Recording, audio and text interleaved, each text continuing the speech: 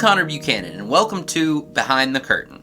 This new series from New LJ TV takes American propaganda films from the mid-20th century to give you an inside look into the informational and misinformational climate that our parents, grandparents, and great-grandparents experienced during the height of the Cold War and the Red Scare. Each episode will feature one such film, pulled from our archives or from the public domain, presented with a new preface and follow-up commentary to put the film into historical context. In many ways, viewing this type of propaganda through modern eyes will be a lot like watching a mouse get caught in a trap. These films were made for a completely different generation whose media experiences were vastly different from our own, and you will likely find the content of these films to be corny, cliché, and unconvincing.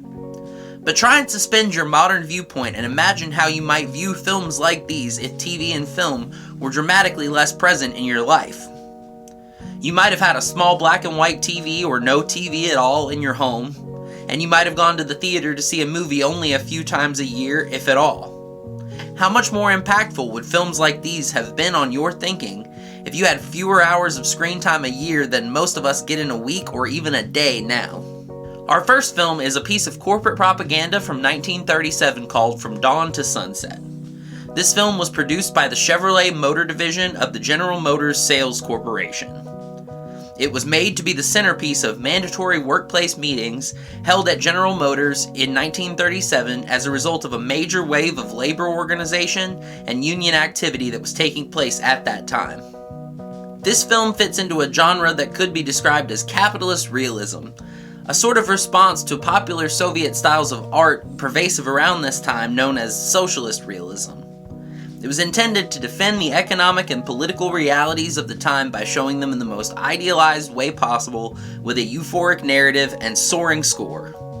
But as we will see, this film is not an attempt to accurately depict the state of labor relations in the US at this time. It is an attempt to cover up the abhorrent state of labor relations in the United States, and in the auto industry in particular. So without further ado, here's From Dawn to Sunset.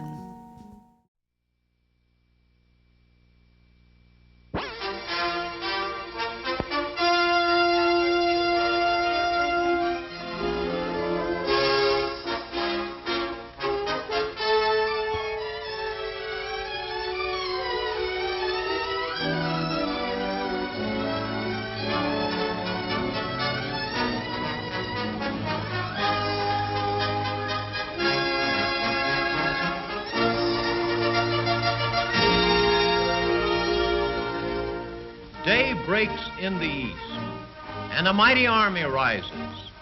Not an army marching to the deep and desolating roar of shells, but a mighty army of builders who go forth accompanied by the whistles from America's greatest factories, while their giant smokestacks right across the skies promise of a new prosperity, in a land where that prosperity brings a fuller life to every man who labors and who serves.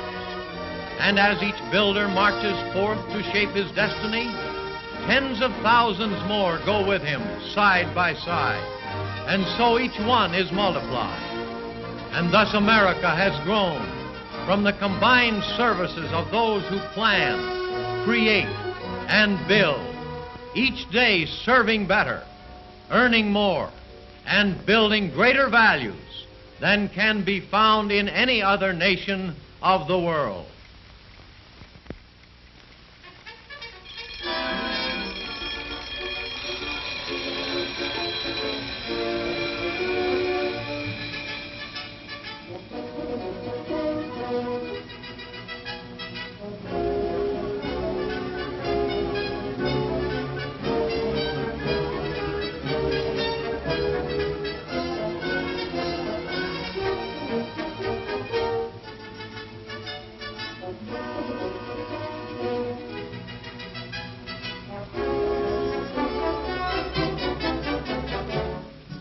The clarion call of industry sounds good morning to America's manpower. As dawn comes out of the east and spreads down the quiet streets, the clans gather in a score of cities. In thousands of homes, vigorous workmen rise to meet a new day and a new opportunity. The morning sun stirs the nation's workmen, prompting them to their posts of daily service. Follow the eastern sun as it rises on the homes of men along the great Atlantic seaboard. The morning light over the plains has waked the thousands who are off to enliven the factories of the vast Midwestern states. And along the sunny shores of the Pacific, men are on their way to quicken the beat of industry. In 12 great cities, located in every region of the country, the clans are gathering for the work of a new day. As the sun stretches fingers of light across the pavements, the early morning sparkles with the greeting of men to men. On their way to factories in Flint and Atlanta, from Tarrytown to Oakland, the neighborly workmen hail each other with the salute of fellowship. Along the roads to the factories, tens of thousands begin to mass. They swell the rising tide. Into the silent buildings flows the life stream. The great producing units of the nation's mightiest manufacturing enterprise awake. The giant assembly plants begin to stir.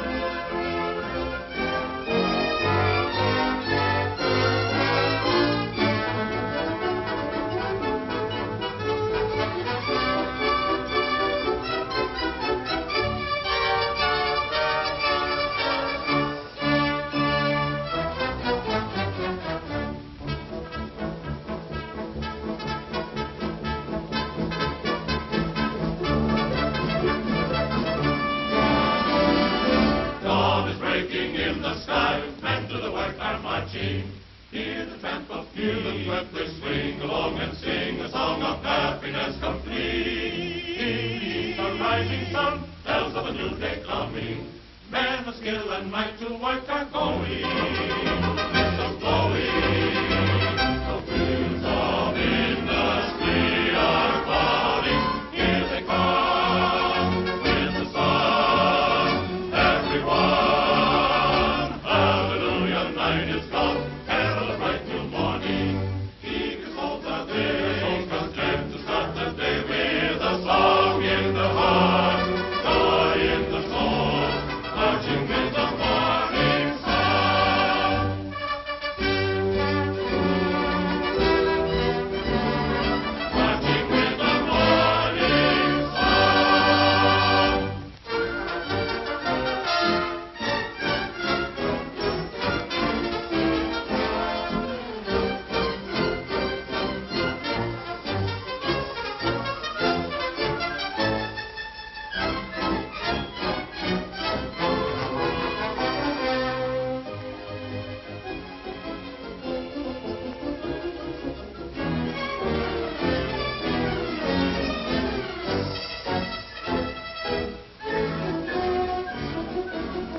In every quarter of the country, in a dozen great cities, the bugle call of industry has summoned the clan. Legions of craftsmen have joined to supply transportation for a nation of individuals. Along the main current of the assembly lines, light falls across men spreading to their stations. The stillness of the factories breaks.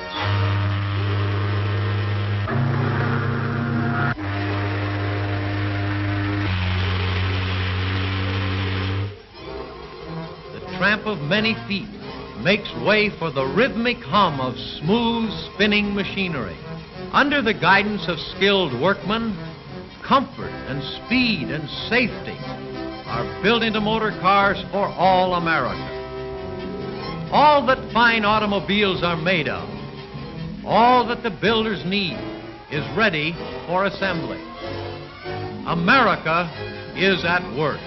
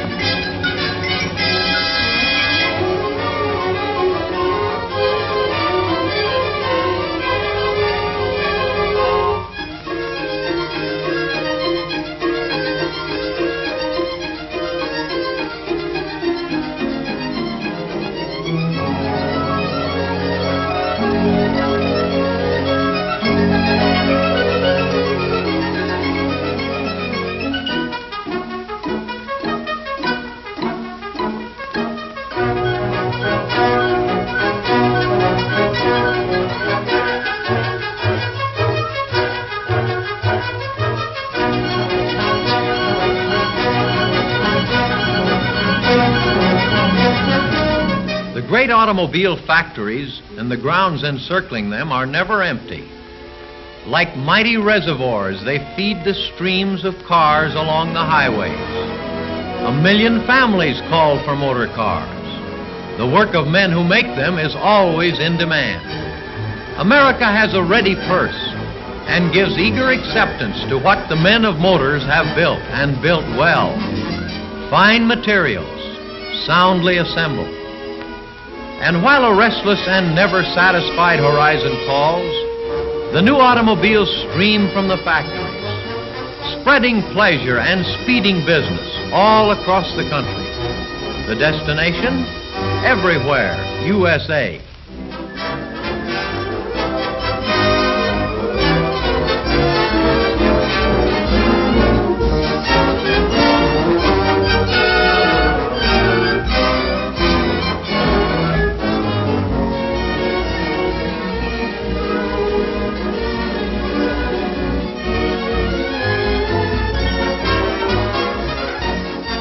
And now a stream of paychecks flows to all the men who are building 1 million cars for the boulevards and highways of America. Tens of thousands of men on one single payroll have money for themselves and for their families to spend. Money to spend for wholesome foods, for good clothes, money for comforts and conveniences. Fresh buying power floods into all the stores of every community. New trade and new commerce have been created by the overflow of purses. And beyond the marketplaces, new wealth flourishes and new prosperity grows. Prosperity greater than history has ever known.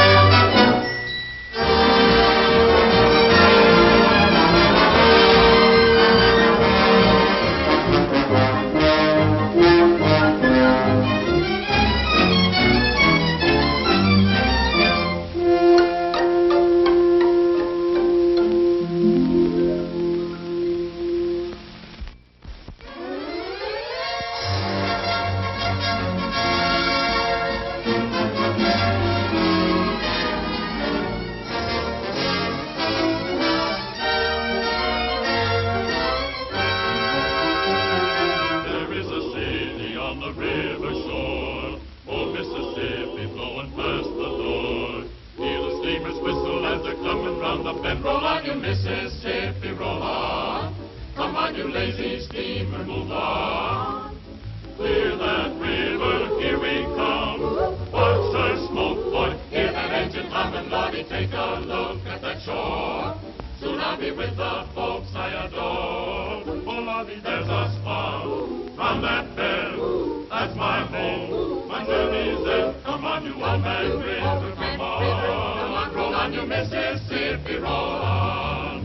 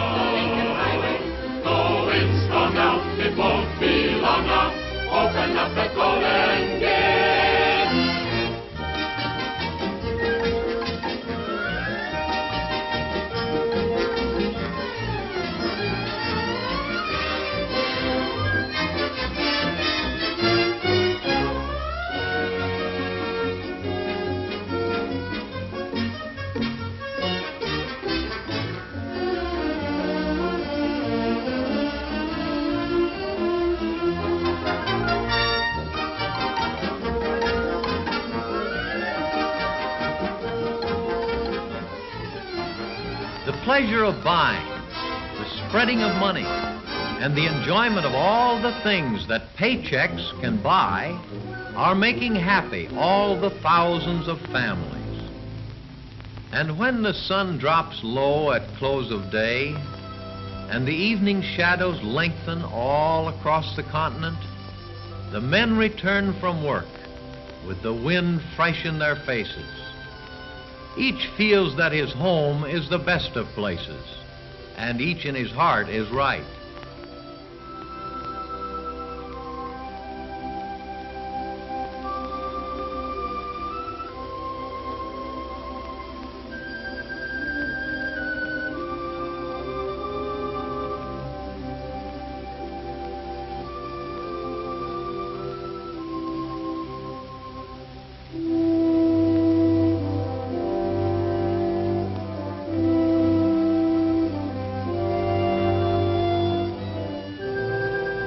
Then comes time for play, and friends, and recreation.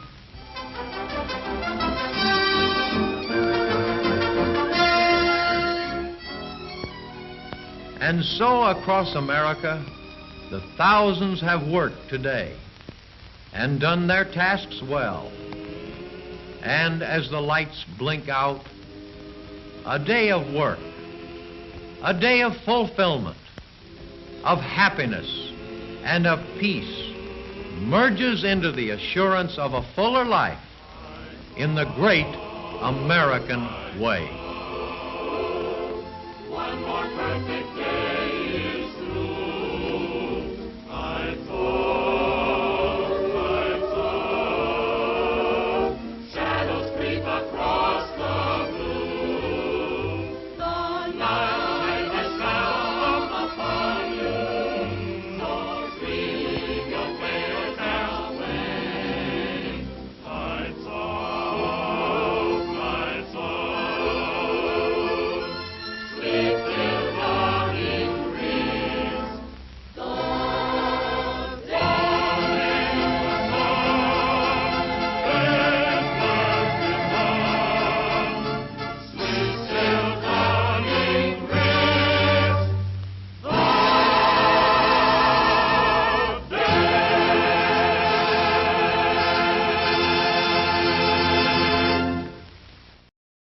Welcome back. One of the biggest things that caught my attention with regards to this film is how little it actually has to say. What little narration there is in the film, a third or less of the total runtime by my estimation, attempts to do a lot of heavy lifting in terms of reinforcing the images that it's accompanying. But most of the film simply expects the pictures and the score to rouse you into seeing things the way it wants you to see them. And I think there are two main things that it wants you to see. It wants you to see the men working in the factories and receiving their paychecks, and it wants you to see them out and about shopping and spending all that money. And in doing so, it's attempting to manifest the most idyllic image of capitalism. You come to work to make money for the company, you get back a fair and livable wage from your employer, you spend the money that you make at other businesses, whose employees are also paid fair and livable wages, and thus can afford to buy the cars that you make that keep you employed. Buried within this depiction is an implicit threat. If you want a life like the one we depict in this film, you must come to work and comply with our policies without complaint, and you must never form a union to contest those policies. It implies a sort of compact or covenant between the worker and the employer that a union is in violation of. The problem with this message is that corporations in general, and General Motors specifically, had already shattered this covenant themselves, and the violation of that covenant was the central motivation for workers forming unions and striking. Let's start with the elephant in the room. The global economy in the 1930s was defined by the Great Depression that began around the time of the stock market crash in October of 1929. Unemployment in the US reached an all-time high of 25%, half of all mortgages were in default, a wave of bank collapses wiped out the savings and assets of tens of millions of Americans, all while a severe drought hammered the Midwest breadbasket of the United States, causing major food shortages and mass starvation across the country. All of this occurred because the fantasy GM peddles in this video does not occur in reality. While the idea of symbiosis that they present sounds nice in theory, in practice the capitalist economy is defined by overproduction, which leads to falling prices, falling profits, and layoffs, creating a cycle of decay which can only be broken by state intervention and backstops.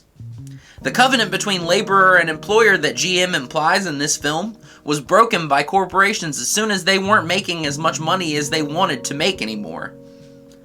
Once their profitability dropped below a certain threshold, it no longer mattered whether or not you were a hard or loyal worker, whether you obeyed commands without complaint, whether your income stimulated the broader economy through your spending, or even whether or not your children would be fed if you were out of work. The only thing that mattered was whether the board, executives, and shareholders of the General Motors Sales Corporation thought the cost of doing business could be justified by the returns, and anything outside of that was not their problem. In the early 30s, auto manufacturing collapsed as the auto companies slashed production due to falling demand, laying off at least tens of thousands of workers across Michigan and the Great Lakes, where the largest factories in the industry were concentrated, and hundreds of thousands of workers across the country at large. This caused a wave of radicalization and organization among laid-off auto workers, as well as those still employed, whose work was increasingly surveilled by massive networks of company spies, whose productivity was under increased scrutiny due to the number of unemployed workers clamoring for jobs, and whose wages were actively being cut.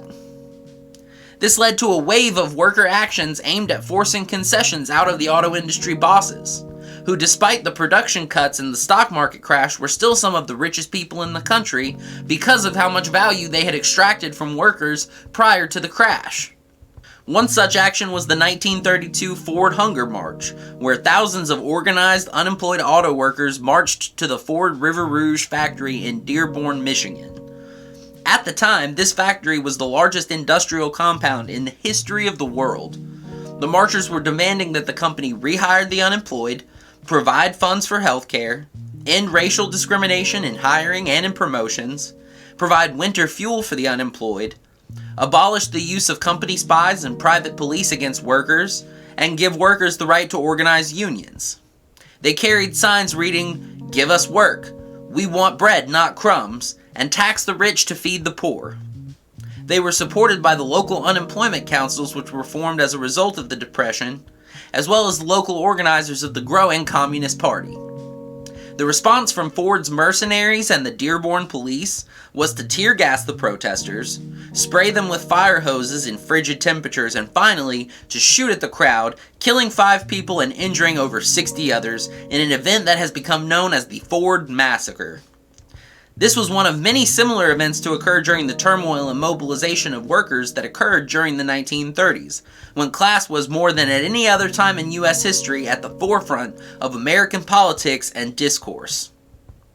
And it was because of events like the Ford Massacre that the demands of the workers who so bravely marched on the Ford factory in Dearborn leading to the attack that auto workers from all the major companies across the nation felt the need to organize themselves into a union and collectively bargain with their employers.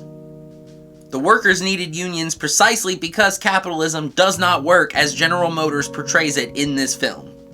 The newly formed United Auto Workers Union stepped up to organize the nation's fed-up auto workers, and in late 1936, they took a shot straight at the epicenter of GM's production facilities in Flint, Michigan, and Cleveland, Ohio. In late December of 36, they launched a sit-down strike, occupying the plants, preventing scab workers from replacing them, as well as preventing the company from being able to move equipment out of the plants. The striking workers were surveilled heavily by GM spies, attacked by company thugs as well as the local police, and tear gassed. The company turned off the heat inside the plant in 16-degree weather to try to freeze the workers out, but the strikers held firm and would not be moved. GM was eventually forced to concede to the major demands of the union, like recognition of the union, amnesty for all the strikers, raises, higher safety standards, and the ability to renegotiate terms with the company at the end of every union contract. And they were forced to do so because when the governor of Michigan called up the National Guard, he deployed them to protect the strikers and to mediate the negotiations rather than to help break the strike, which is what the company wanted and what most other governors at that time or at this time would have done. And during all this upheaval and outright class conflict, GM felt that it was very important for them to make the film that you just watched. A film that presents a fantasy of a conflict-free economy where companies and workers cooperate in perfect harmony, that makes no mention of unions or classes. Imagine being the GM workers who were made to watch this film by a company who had just had to be forced by the federal government to allow you to collectively bargain. The only thing that has aged about this film is the cinematography. GM and the other auto manufacturers still have very little regard for their employees, their health, or their quality of life, or their needs or wants in or out of the workplace. They still collude with every level of government to direct the public's money to their own priorities and to stamp out dissent. They still engorge upper management and shareholders on the firm's profits while pretending that basic workers' demands being met would bankrupt the company. And for all these reasons and more, UAW was unable to reach deals with the major U.S. auto manufacturers, GM, Ford, and Stellantis, which owns Dodge, Jeep, and Chrysler, among others, and began a strike last Friday, September 15th, 2023. And I'm sure there will be company propaganda videos with a more modern flair produced for the occasion, telling workers that their companies are like families, and families should show unconditional love to each other. Love that they expect from workers in the forms of loyalty and productivity, but which the company is unwilling to reciprocate in any way. The demands of the striking workers are some of the most aggressive union demands on record, just as the original UAW strikers' demands were in 1936. And some of their demands are actually just a reclamation of workers' rights won in the 30s, but lost in the decades since. Key among those is the return to defined benefit retirement plans like pensions, which guarantee an inflation-adjusted retirement income for all eligible workers, rather than defined contribution retirement plans like 401ks, which leave workers vulnerable to the chaos and instabilities of financial markets. Other demands from the union are ahead of their time. They call for a 40% pay rise and implementation of a 4-day work week. Due to the inherent problem of overproduction in a capitalist economy, this kind of advancement of working conditions will be essential for all of us in the future, if not the present, as advanced production technologies and automation will chip away at the amount of labor necessary for production of all kinds of goods and services. Without guaranteeing a living and a thriving wage with fewer hours, we will all be faced with working longer hours for less money, shortages of available work, and replacement by machines. The executives of the big three auto manufacturers and their shareholders will claim that such compensation for workers is unaffordable and that they have no chance of being profitable paying these kinds of wages and benefits. But their profits are at all-time highs. Executive compensation is at an all-time high. And most corporations, including the auto manufacturers, have been using more and more of their capital to fuel a stock buyback bubble to enrich the shareholders, including the executives, whose pay comes largely in the form of stock options. They have the money to pay what the workers are asking for. The only thing that's stopping them is their complete insatiability. No amount of wealth is ever satisfactory for them, and they are making it everyone else's problem and responsibility to create more wealth for them. The ongoing UAW strike is likely to be the largest strike in U.S. history, and just might be the most crucial strike since the 1936-37 GM sit-down strike. UAW are stepping out as the vanguard for American workers right now, and their gains in this strike will create a new foundation of employment guarantees for the next generation of workers. We wish the current workers on strike, including UAW and SAG-AFTRA among others, the best in their strikes and negotiations, and express our solidarity in their goals of advancing the lives of working people. That's all for us this time. In our next episode, we'll be discussing another video from 1937, this time from the United Fruit Company, which you might recognize by its modern name, Chiquita Bananas. Until then, thank you for watching, and we'll see you next time.